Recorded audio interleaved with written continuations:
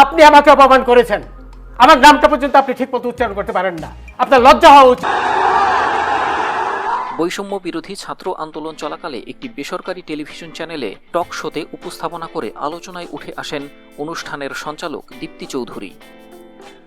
টক শোতে সাবেক বিচারপতি শামসুদ্দিন চৌধুরী মানিকের রোষানলে পড়তে দেখা যায় তাকে। পুরো অনুষ্ঠানে বেশ কয়েকবার উপস্থাপিকার উপর নিজের ক্ষোভ ছাড়েন মানিক। ডোন্ট প্লিজ এই ধরনের রাবিশ কথা বলবেন না আমার সাথে। এই ঘটনার ভিডিও ফুটেজ সামাজিক যোগাযোগ মাধ্যমে ছড়িয়ে পড়লে দেশ জুড়ে ব্যাপক আলোচনা সৃষ্টি হয়। অতিথির আক্রমণাত্মক আচরণের মুখে দীপ্তির ধৈর্য এবং সহনশীলতা ব্যাপক প্রশংসিত হয়।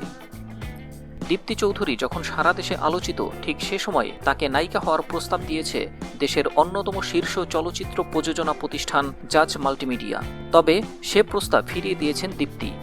সংবাদ মাধ্যমের সঙ্গে আলাপে দীপ্তিকে সিনেমার প্রস্তাব দেওয়ার বিষয়টি নিশ্চিত করেন জাজের কর্ণধার আব্দুল আজিজ।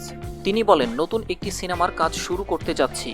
ইতিমধ্যে গল্প স্ক্রিপ্ট লেখার সিনেমাটির জন্য নতুন একটি মুখ খুঁজছি।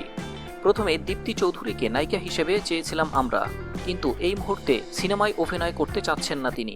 স্বাভাবিকভাবে আমার যে পরিকল্পনা, অর্থাৎ আমি করব না এখন অভিনয়, চলচ্চিত্রে হোক কিংবা।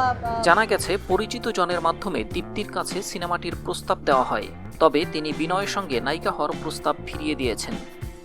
এ ব্যাপারে দীপ্তি জানান, উপস্থাপনা তার পেশা, এই কাজটি সঠিকভাবে করার চেষ্টা করছেন তিনি। এছাড়া পড়াশোনা, লেখালেখি ও উন্নয়নমূলক কাজ নিয়ে ব্যস্ত থাকতে চান তিনি। আপাতত অভিনয়ে যুক্ত হতে চাচ্ছেন না বলেও জানান তিনি। দেখে আপনারা ততই মনে করতে পারেন, আর আমি তো আমার মতো চলছি, আমার পড়াশোনা যেদিকে যায় সেদিকেই যাব।